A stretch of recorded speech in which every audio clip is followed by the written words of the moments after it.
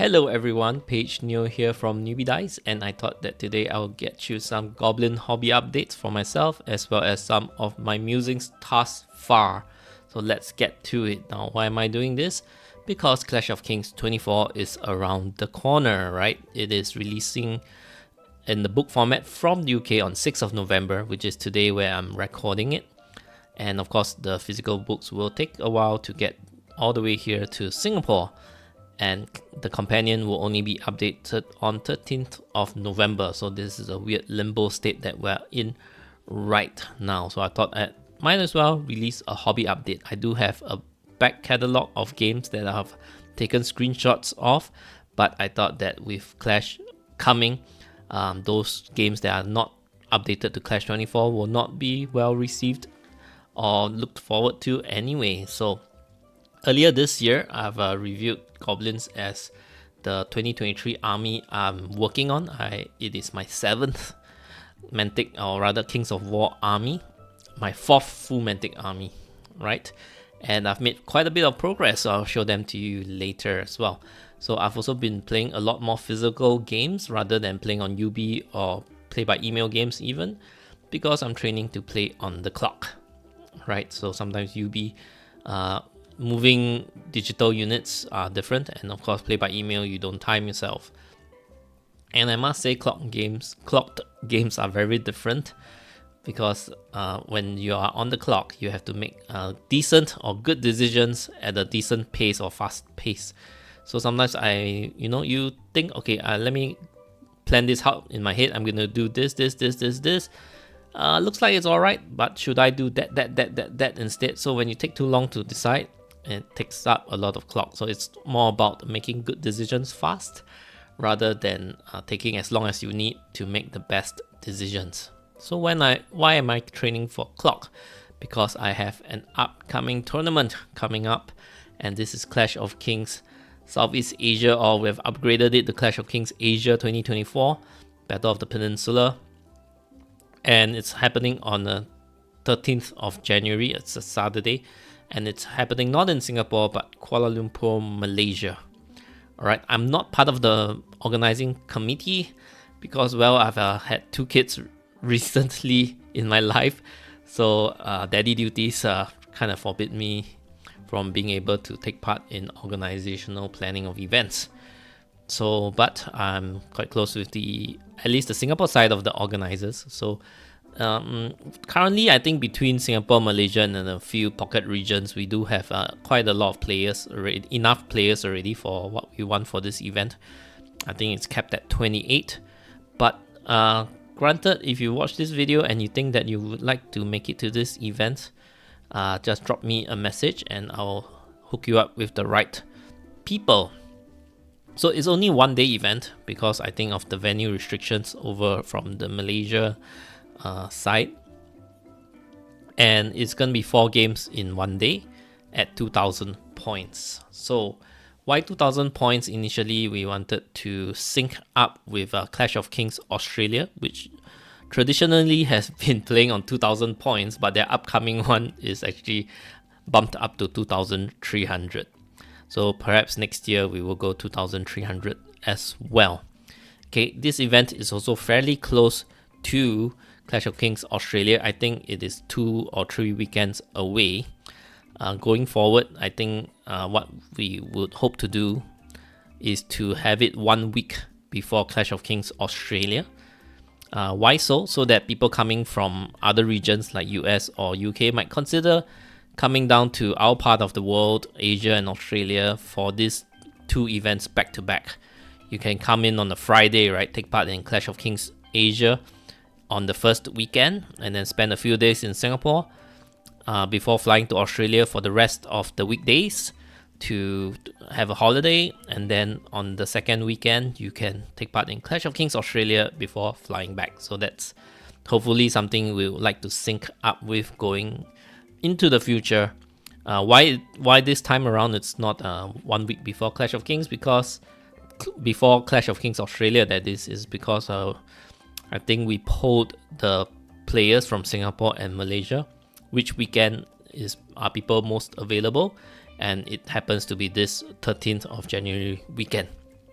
Okay, and generally there's a lot of Chinese descendants from Singapore and Malaysia, and Clash of Kings Australia traditionally is held very close to Chinese New Year. So Chinese New Year, it changes year on year which date it is because it's based on the lunar calendar, but it's always around late January to mid February time span. So for us Chinese descents, it's a very big deal for us. Chinese New Year, it's like Christmas. It's like the level of Christmas, right? We'll be shopping for presents, we'll be shopping for new clothes, we'll be doing spring cleaning, or even buying new furniture and appliances in the lead up to Chinese New Year. So we tend to be pretty busy in the lead up towards Chinese New Year. And I think Clash of Kings Australia, there was even a year that it was the exact weekend of Chinese New Year. So yeah, so that will be a bit of a challenge for us as well. But notwithstanding, we'll hope to be able to sync up with Clash of Kings Australia. So going forward, I've started doing my Goblins army update. So this is roughly in the order that I did up the model. So the first model I did was Grony Snug, because I thought the idea was quite cute. I have a conversion electronics idea in my head. So this is a still image of it has a backpack, right? And then this is a smoke cloud using cotton wool, and there's a LED inside, and the wiring, or rather the metal connection points, goes under the base, and I've used 3 mantic bases and I hollowed out the middle one. Okay, so that's just enough to house the button batteries. And yeah, let me show you a video. So it's turning. So this is actually a wooden chopstick I use as the backpack. And by pressing down, it lights up. Sometimes it flickers or it wax and wanes a little bit, which is perfectly fine as well. Yeah, so that's how it works. I have another one. I'll just play the video over here while it's lighted up. Yeah, and being a flying guy, I thought he can shoot, right? So I thought that he'll have a wrist-mounted crossbow to aid in his shooting, as well as a polearm instead of a short sword, since it's flying around. A longer weapon might be more useful. So that's how I did him up. One of the challenge was how do I make a switch? I'm not very electronically inclined. Buying a switch, where do I house it? And this is a 20mm model, right? So I've decided to just have blue tack. So when I just want it to light up, I just have to press it down so that the connection points would touch, and it'll light up. Makes it easier to open up the thing to change batteries as well. So that fixes that. Yeah, going next, I decided to start work on the Goblin Rebel hordes. And when I started at the start of the year, the list I had in mind were 4 hordes of Rebel. So that was something that I at least wanted to complete. And I told myself at the start that, okay, I'm going to do the 4 hordes first, get the painful part out of the way, and then I can enjoy doing the other units afterwards. I did that for my Salamander army. I did 6, the Ceremonial Guard horde first, and then I did the rest of the army. But that was the only heavy infantry/infantry horde, and then the rest of the Salamander army came together pretty fast. So for this Goblin Rebel horde, I did 2 hordes, and it almost broke my spirit. So after doing 2 hordes, I told myself, no, I'm just gonna do the rest of the units first, get my inspiration and my motivation back before I do the rest of the hordes. So yep, I'll let you know my progress in a bit.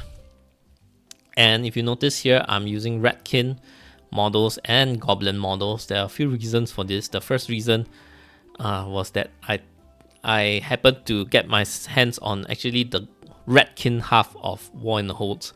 War in the Holds is Goblins versus Rats, right? But I only managed to get the Ratkin half. And then I got a second-hand Goblin lot from Gad. He has lots of armies, so he decided to sell off his Goblin collection to me. And I decided that, if I were ever to do a Mantic Ratkin army, right, I don't want to repaint all these hordes. So I'm gonna make these units dual purpose. So when I want to use them as Ratkin warriors or even shock troops, we can do it as well. You do notice that the rats are slightly or quite significantly bigger than the goblins, but because they're hunched over, right, their height is closer, about the same, but you can see that they're beefier as well. Okay. Yep, I do have a Ratkin army. That's my first Kings of War army, and it is not Mantic. It is mainly GW stuff. And I'm gonna link on the top right the video that I did earlier of the 6 Kings of War armies that I have done. So I had made a nice little video showcasing my 6 armies. This goblins is my 7th. All right, and I do have a team. I do start to paint. It started with my Basilean army. I started to use pink, and then I thought that would be like my signature going forward. So my Green Lady army has pink in it, and this Goblin army, I was thinking of making the clothes pink, but in the end I decided to make the skin pink. So I have a very hilarious backstory for that, and I'll review that in due time. Right now I will not review it yet, why they are pink, but it's a hilarious backstory involved. So I also based them in, firstly you see these sticks over here. So I made the units to be stackable because I am bringing this to Malaysia. So Goblin Army has a lot of units, so I'm making them stackable, firstly to save space to be able to transport, and secondly I'm making a display board concept out of some of these stackable units. Alright, so stay tuned. I will debut it in Malaysia when it's ready, and I will take some videos and pictures to showcase on the channel. The second thing is I also made them modular. So if you see, I have 2 rows, which is 10 guys of warriors or hand weapons and shield, and then 1 row of 5 of spear holding dudes when rats and goblins combine. Okay, so this each module like this makes 15, right? And that will be a PMC, preferred model count for a regiment. Okay, and then 30 will be a preferred model count for horde. And why do I make it modular? So that in case I want to run them as spearmen, I could switch to have the spear unit, the spear row in front. So whoever's in front will indicate what unit it is, the hand weapon dudes in front, or the spear units in front. So with Clash 24 making phalanx units cheaper, so I mean even before that, right, I'm like, what if in future spears becomes viable? I don't want to repaint units and units of spears, so that's why I decided to make this modularity. So firstly, I can use them as Ratkin and warriors and goblins, and secondly, I can use them as warriors or spearmen or sharp sticks. Okay, or even especially for the Ratkin, right, I can use the spear ones for shock troops, right, without needing, and then I can differentiate between shock troops and warriors, right. So yep, and I've put them in this Mantic old style movement trays, so they are a little bit bigger than the footprint of 200 by 80. Okay, but no worry about it. So I didn't want to spend a lot of money having like MDF cut to the exact this is a troop, and then this is even smaller than the troop, right, a row of 5. So what I did, I had a lot of 20mm bases because of all the multi-basing I've done so far. So I just glued them together on a piece of cardboard, and this is an old piece of Kings of War cardboard. It's actually the cardboard that came with the movement tray packaging. Yep, so by gluing them together, I have a very cheap movement trays. Yep, and pretty accurate as well. I do have like acrylic sheets, and I use a special cutter to cut acrylic sheets, but they tend to be a bit, when my craftsmanship, my cutting is a little bit off, then it tends to be a little bit not exactly square, like it's a little bit of a trapezium sometimes. So with this gluing these bases together, they tend to be more accurately rectangular. Okay, these are the 6 hordes stacked together in my display shelf currently. It's 2 rows deep, so 3 levels, and then there's 2 hordes per level. Okay, so I'm almost done with it. So yep, this is another view of it, and this is a bit of the display board that I'm preparing. I've actually done with the display board. It was a side project while I was waiting for more models to come. So 6 hordes eventually. I have a video update, so let's play that.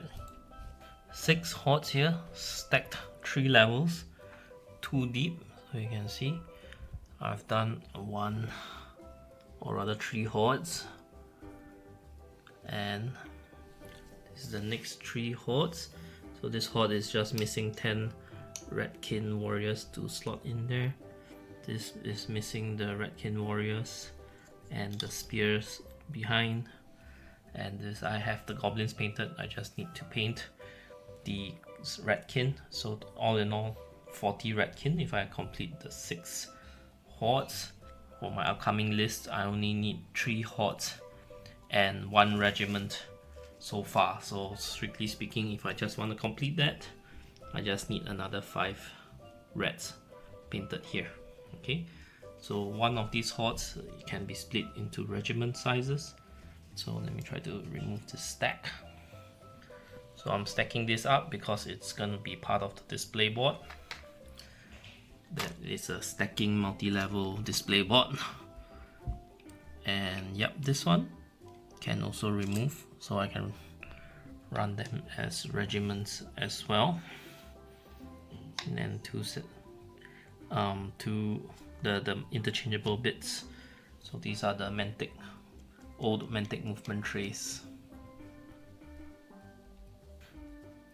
Alright, so actually after doing the 2 hordes, I started to do the trombones. So these are the old classic metal trombones. I think they do look quite fine. They look pretty good. So the thing about the old sculpts, right, they tend to have a more sleek and menacing look about them. Okay, compared to the newer resculpts, the newer sculpts, they're a little bit cuter, right? Yeah, and I've mounted. It comes with an additional dude, which is basically doing nothing, pointing. So I thought it was or carrying bullets, I think, and I actually used it into the I put them into the rebel as extra units rather than to put it in this 50mm base. Okay, and yeah, I've mounted them on a slope because I realized that the gun, the trombone, sticks out and hit the unit in front, which usually sits behind my rebel, right? So it bumps into the rebel in front. So I've elevated it in an upwards angle so that the gun doesn't touch my units in front, right? So my back rank of rebel will be somewhere around this height with the spears. Okay, so that it will not hit the gun. Okay, next, the slasher. I was pretty hyped to do this one, and I changed the top. So the slasher came with war trombone upgrade options, right? I think they call it war trumpets. So to model that, because it was obviously a ballista on top before, so to model it, I decided to buy this. Is the Firefight Marauder or Firefight / Dead Zone Marauder weapons teams. So instead of mounting it on the carriage, I just put it on using mini popsicle sticks, create the Howdah platform, and just mount him on top. So this would be representing the war trombones. And it's a really fun project overall because painting the green skin was pretty fun. So with my goblins being pinked skin, so I could get away with the beast being green because that would be the only green element in my army. Because even the goblins, they have blue pants and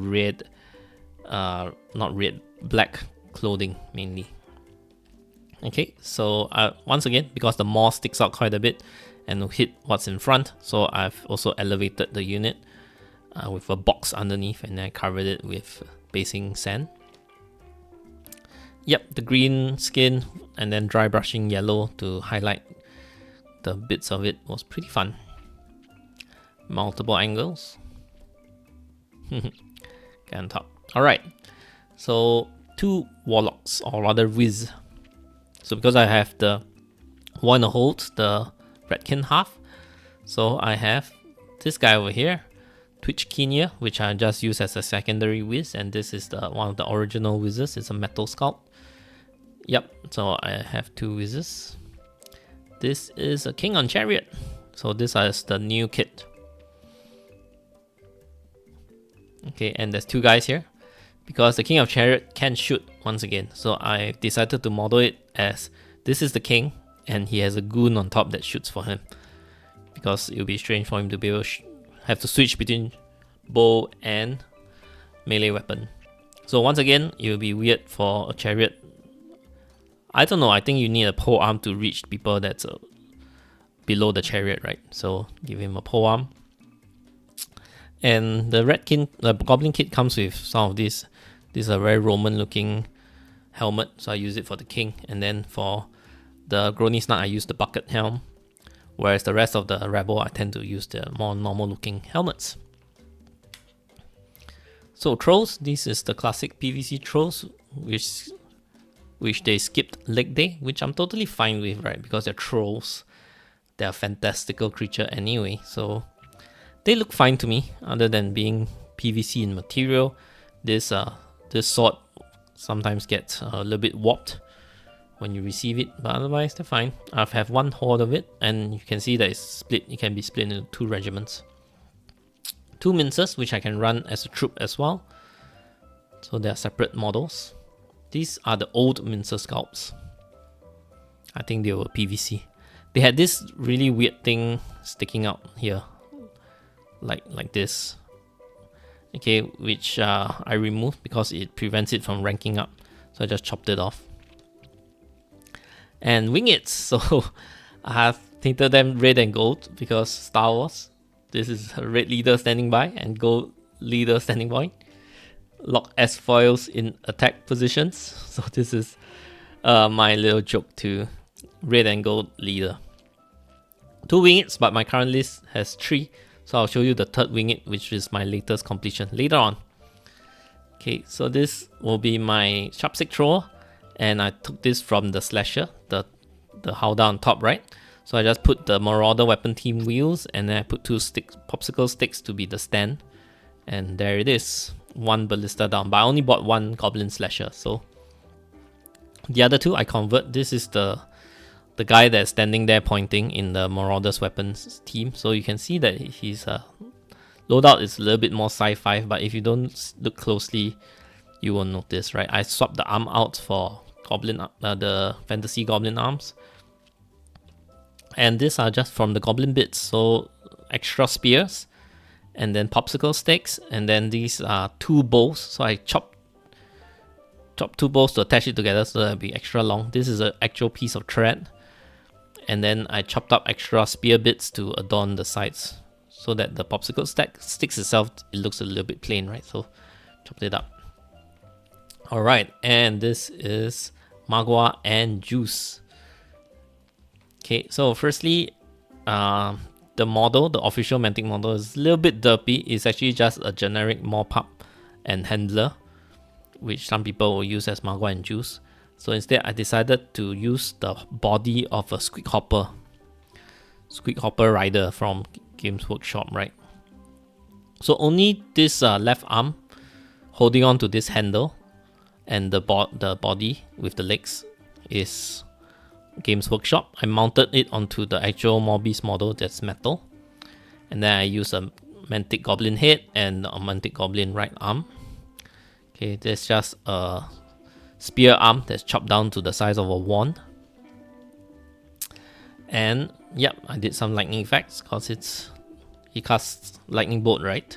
And it's the Morbius jewels that does a lot of the fighting, that hits very hard. So yep, and I the thing that catches people out about this model is that it has the individual special rule. It is an individual, but on a 50 by 50 base.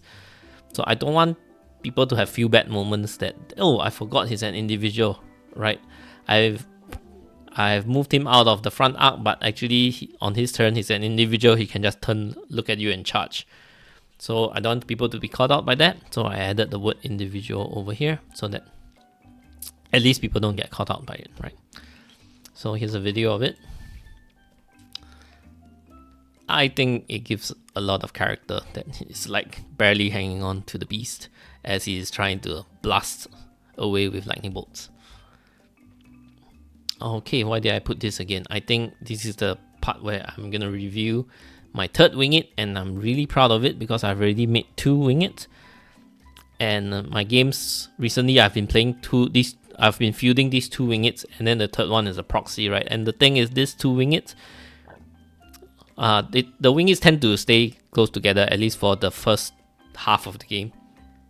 And it's very annoying that the wings keep getting in each other's way. In fact, I even put them on different elevations, right? And they still get in each other's way. So the third one, I was thinking of how I could make it look a little bit different.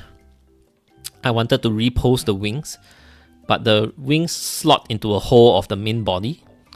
So if I were to repose, you know, if I just glue it onto the main body without putting it in the slot, it will not be as strong. It will break off easily. I need to pin, stuff like that. So I was thinking about it for a while.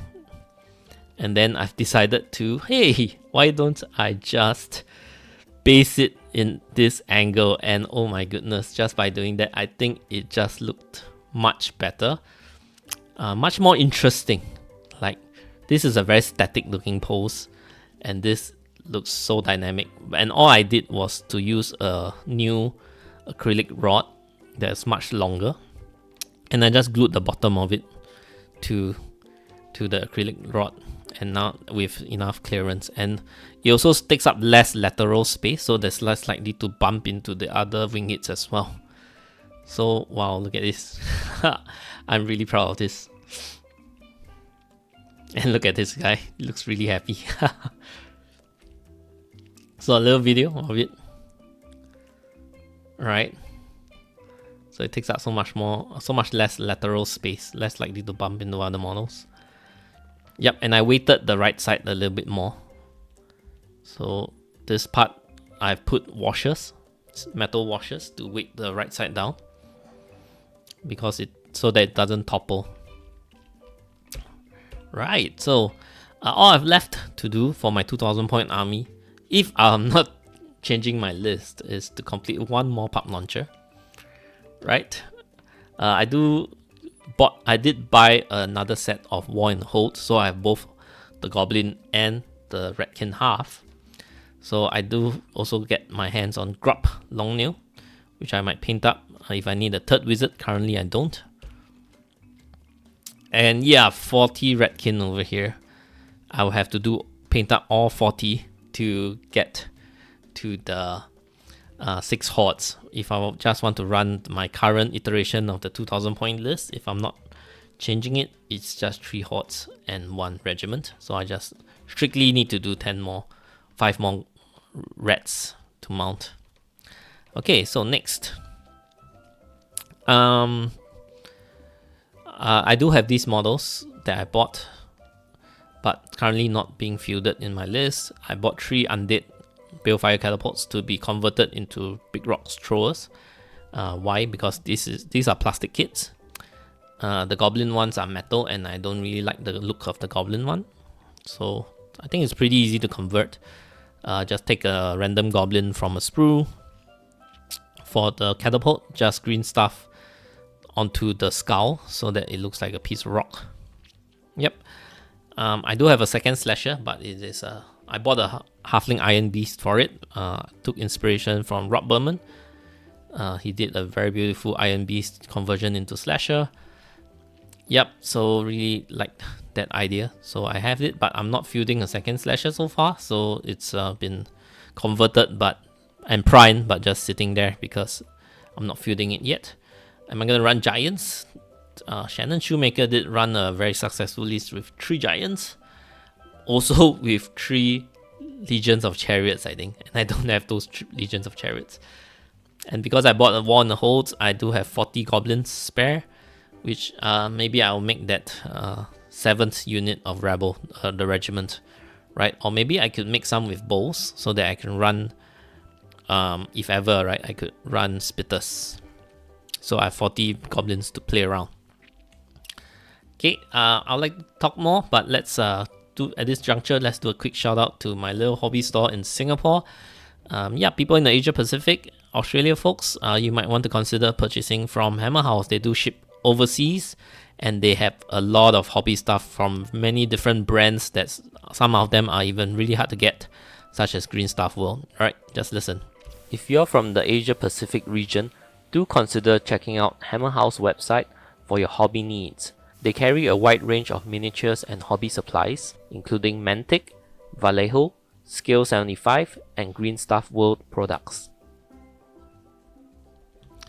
That's right, and even if you check out the website, there's actually a 3D virtual map of the store, and you'll be quite impressed with the store, with how much it carries in terms of hobby products as well. Green Stuff World, basing stuff, basing materials, stuff like that. They carry a lot of that. Okay, so some musings about the game. So I've been converting from an Alpha Strike player to Trash, and I must say the conversion wasn't easy. I knew very early on when I played Kings of War that I'm better at Alpha Strike. Why is that so? There's two big reasons. When I play, I tend to be very wary of losing units.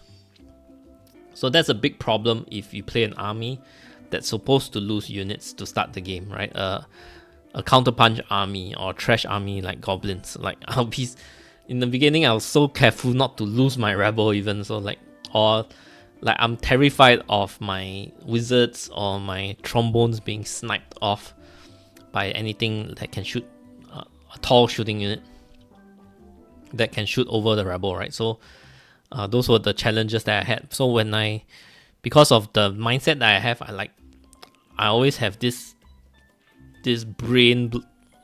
mental block that no, I don't want to lose any units. But eventually things will die, right? But so that mentality helps me better as an Alpha Strike player, because I will be the first one that's usually causing casualties. Strong shooting armies notwithstanding, right? Because if I'm going to charge first, I'm the one that will take out units first. Then of course the trade happens, the peace trading happens, but at least that mental block that I have, that I don't want to lose units, it will not screw me up at the start of the game. You know, when things get stuck in, then I have not much choice on the meta anymore, right?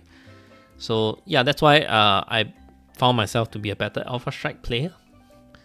So secondly, why I was good at Alpha Strike compared to other playstyles was that I like to set the question. Like, I'm gonna position my units to charge your this unit, that unit, what are you gonna do? So I like to be the one that asks the question rather than the one that responds, oh no, he's positioned to charge my this unit, what am I going to do? So I perform worse when on the other side of that table. So that's why I found more success as an Alpha Strike player. So transitioning to Trash has been difficult. Even my last two videos, I took out my Green Lady to play for a World, because I was contemplating whether to play Green Lady for the Clash of Kings Asia in January. Partially is because I have most of the army complete for Green Lady, including a display board, whereas at that time my Goblin army is still being painted, display board not done.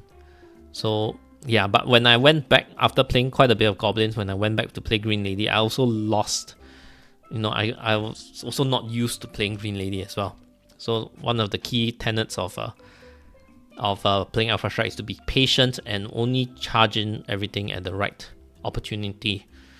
So I think I didn't do that well for my previous two games. So yeah, I think I've degraded as an Alpha Strike player, gotten worse, and I'm still not up to mark as a Trash player yet. So still getting there.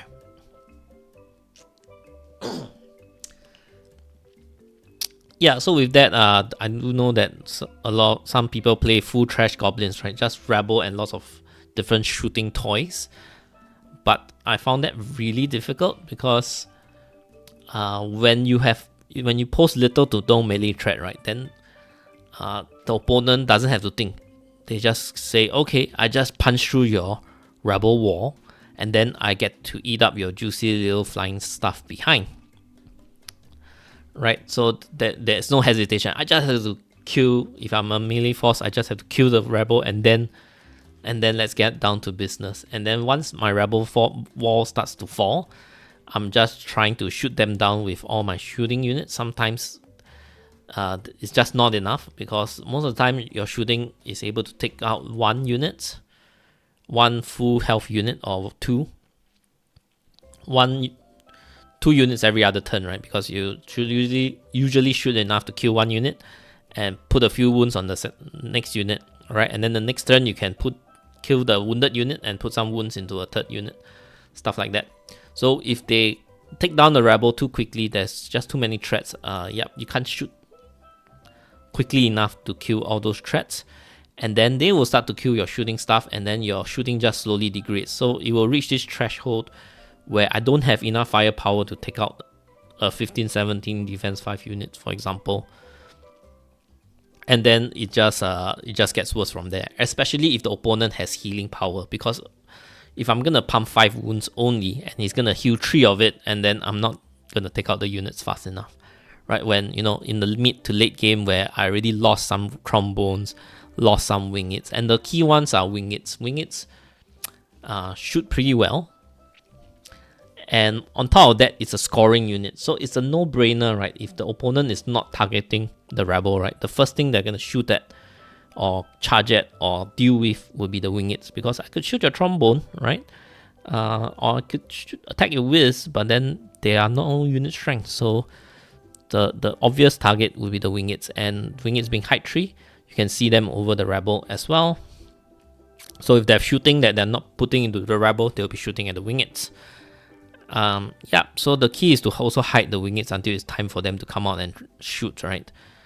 But that's the thing. I eventually need to come out and shoot, and when I come out and shoot is where the turn where they start getting shot at or attacked. So with that's why I only ran 3 hordes and 1 regiment of goblins. I think that at least for the way I play, I'd rather have a little bit of melee threat in. I have like Grony, Magua and Juice, King on Chariots, Trolls, and even Mincers mobs. Just a little bit of Mincer mobs to have that melee threat. So it's like, okay, if you kill my rebel, I'm gonna charge you. I'll charge you with 1 unit and I'll shoot to kill the other, right? So I do a combination of melee and shooting damage, because like to shoot down a unit of defense 5, nerf 17, right? I have to pump a lot of shots from different units, multiple wingits, trombones, lightning bolts, and the wizards are lightning bolt 3 and 4 for Magua, multiple lightning bolt sources.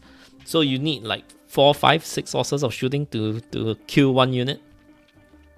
Whereas, I can put 1 unit to charge the other. Maybe I kill it, maybe I just wound it to finish off in a later turn, right? So even if we kill my melee stuff, then at least I put wounds onto them, and then I can finish off with shooting. Even if I have a depleted shooting, my shooting some of my units have been killed, I should still have enough shooting units to take out the wounded enemy. And with the release of TK, Twilightkin, that is, I think there's more stealthy and spell ward across the board. Stealthy from naturally the Night Stalker side of the Twilightkin units, as well as even the Corsair Wranglers.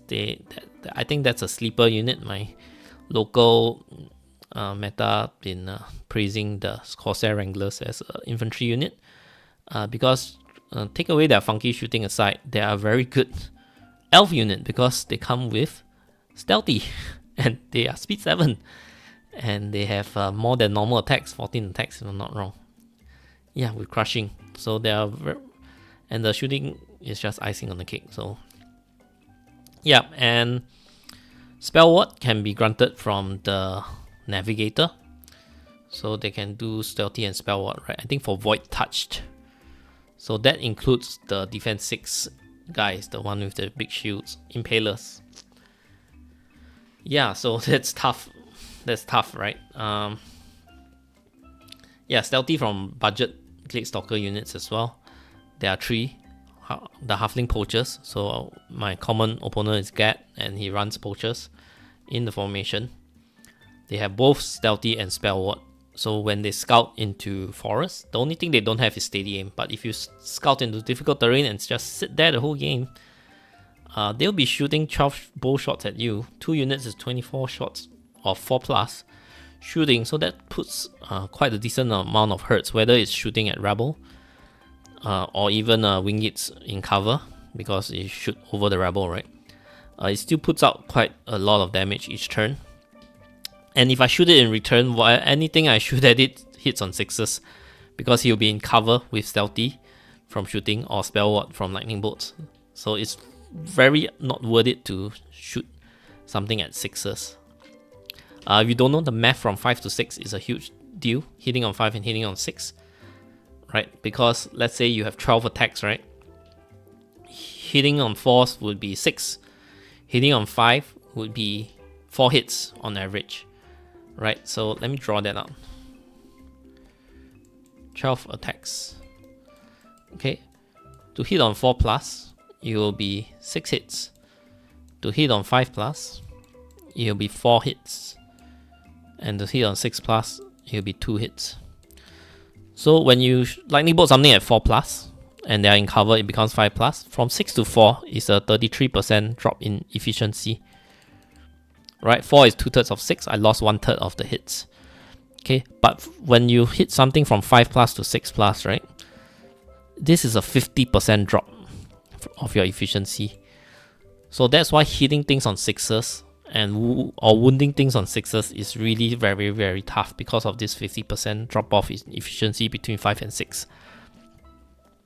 Alright, that's why it's really tough when you have no crushing against defense 6. It's really tough when you are shooting to hit things on 6s. That's why all the units with 5+ shooting, they really suck, because the moment you hit cover, I lost 50% efficiency. From 5 it becomes 6. So that's the problem with units with 5+ shooting. And from 4+ to 6+, once again, because of stealthy, spell ward, and cover, right, this is a very bad trade. So I have to take these units out with melee, and if I have none, then I'll just be run over by these units. Yeah, speaking of the meta, I think a lot of the meta lists out there, it has a core, right? Core, I'm just saying, like some chaff, some hammers, some units to hold objectives, right? Most of the lists already come with all this, and there should be quite a decent amount of shooting.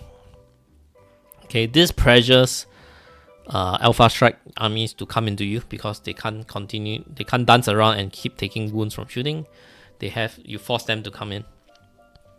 And a lot of lists has ability to heal or recover wounds. Empire of Dust, they have lots of life leech, regen, and soul snare to heal, even healing from what's that called? Idol of Shobik with Iron Resolve Aura. All these to recover wounds. So recovering wounds has become more and more important component of your list or in the game.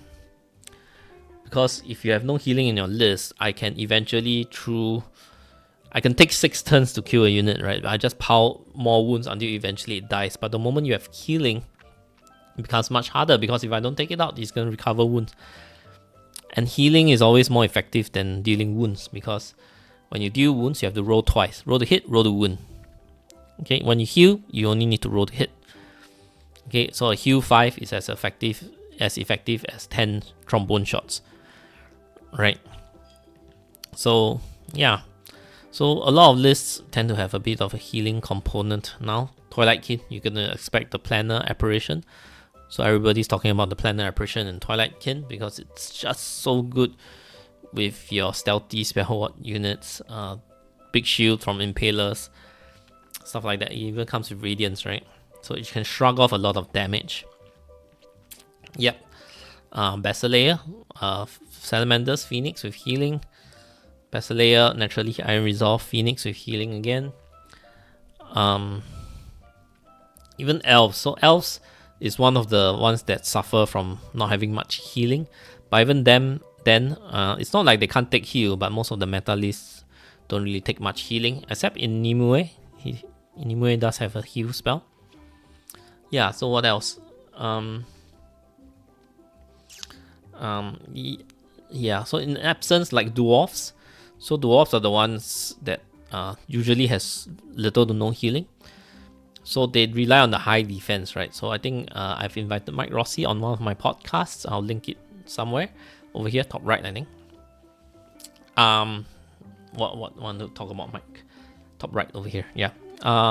He did say, dwarves can't grind as well. They just have higher defense, but they will eventually die because most dwarves lists have little to no healing.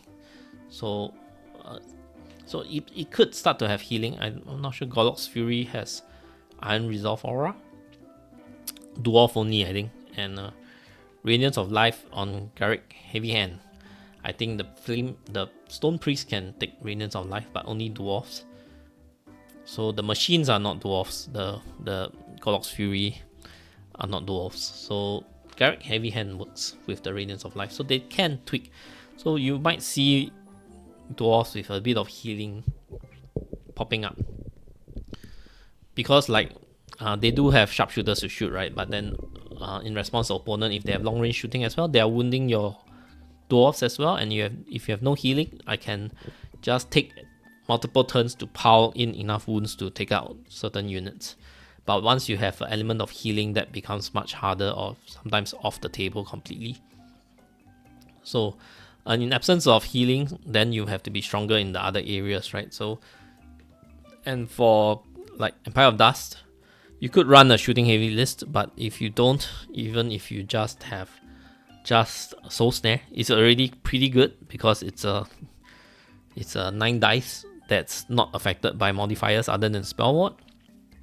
So it's pretty good at taking out chaff units, like some defense tree units. So that's enough to kill chaff units. And then the thing about Empire is the core is very strong. They have skeleton spearmen, mummy troops, even regiments to absorb charges. And then they have enough power to grind you out in their core and their healing. Yeah, so that's like my commentary on the meta now. Green Lady seems to be really popular in the US. Yeah, that's quite interesting. I've been playing Green Lady for three over years. Yeah, Alpha Strike. If you want to build a pure Alpha Strike army, I think Green Lady is the best list to do it, and I think that's why it's popular. It can also bring a decent amount of healing in the Green Lady herself. So that's pretty thematic. But notwithstanding that, the Druids do have heal too. But going forward, the heal 2 doesn't have to come with the Druid, so I'm not sure if people still get heal 2. Because my Druid has Conjure Staff, right, so it's almost equivalent to heal 3. Yeah, even if you take the Devoted, is it called the Devoted? It's the other hero with heal, but it doesn't come with native inspiring, so that's the part that sucks about them. Yep. Yeah, if you want to make a great Alpha Strike army, good Alpha Strike army, I think Green Lady is the best one to do it. But definitely, Alpha Strike does have certain bad matchups and shortcomings. So that's something that I noticed playing 3 over years of Green Lady since the start of the edition. Yeah. Moving on, yeah, I have a Forces of the Abyss army in the works. Actually, I have the Forces of the Abyss army already. You can watch my video on 6 armies. They are Persian themed, so a lot of sand. So while I'm not playing that list army currently, I did have just one 2,300 point list built, and I am not interested to play that list anymore. So I will flesh out more units to play. And the first one is Cronius, and I used the official Mantic Cronius model as my Greater Earth Elemental in the Green Lady army. So although I like the Cronius model, I don't think it looks like a Cronius because it's supposed to be a demon with time manipulation. So nothing about that model gives me the vibe of time manipulation. So I decided to use Air Elementals instead. And initially I wanted to use the greater air elemental, but firstly I didn't like the air elemental model, this like swirling anuses. So I couldn't bring myself to buy 2 greater air, so I bought a regiment of the normal air elementals instead.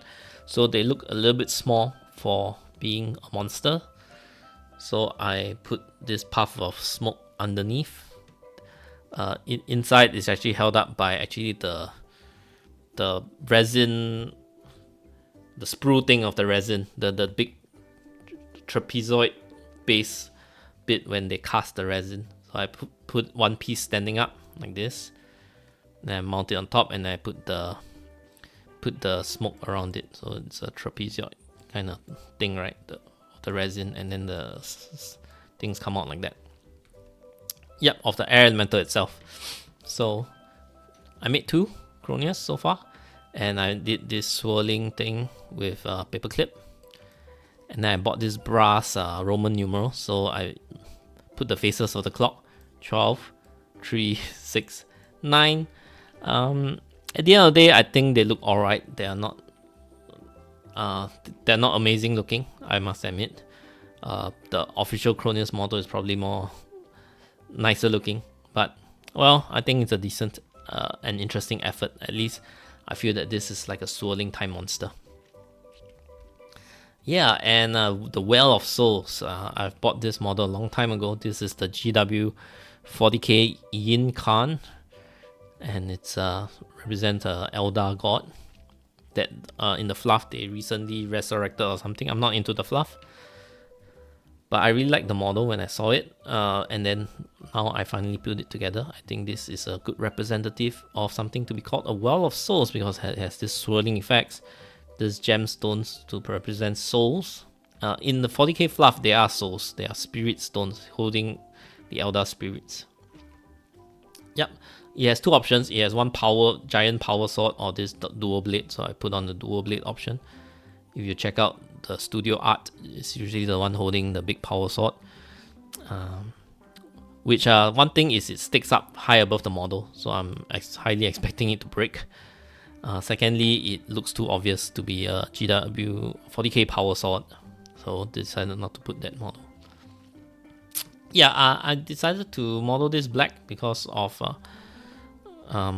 Prince of Persia, the video game. There's this the warrior within the two thrones or something like that, Prince of Persia 3, where the lead character, I didn't play that game, but the lead character has this inner demon that when it takes over, it has this black and gold look to him. If I was smart about it, I should have checked I should have put a picture of it there, but oh well. Yeah, and yeah, I like this pretty much. Yeah, here we go. Turning in a circle.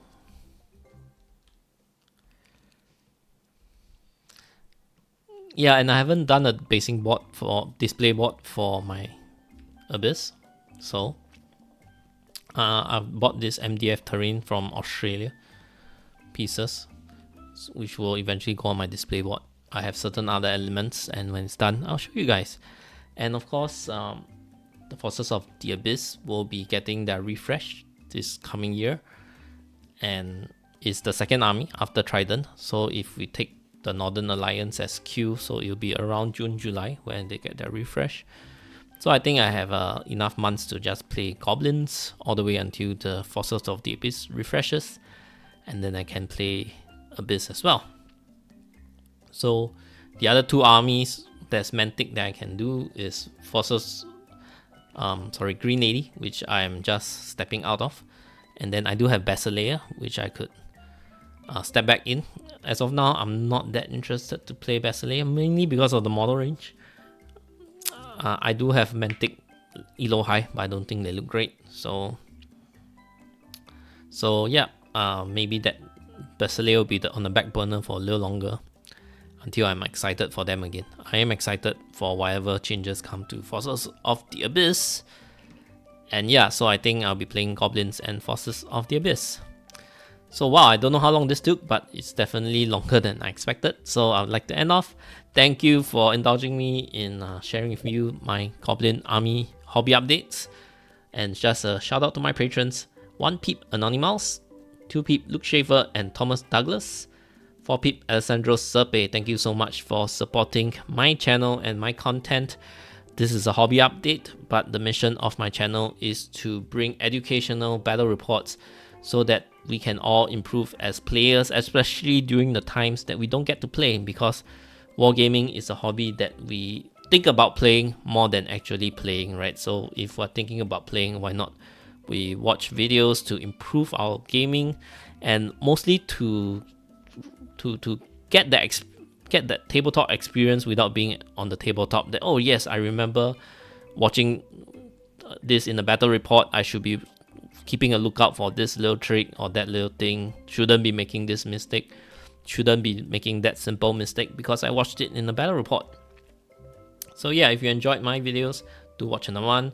Like, subscribe, hit the bell icon, comment, leave a review, all that jazz. I do have podcasts as well, and I do have 2 in store for you guys after Clash drops. So do look out, search out Newbie Dice Podcast on iTunes, Spotify, or your podcast listening apps.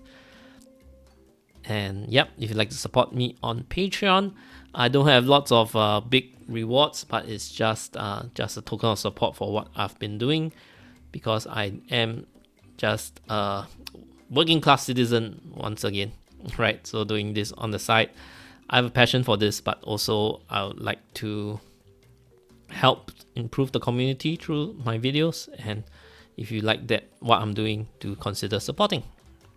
And with that, thank you very much, everybody. This has been a Goblin Army update, hobby update, and my random musings of the state of the game so far. Thank you. See you in the next video.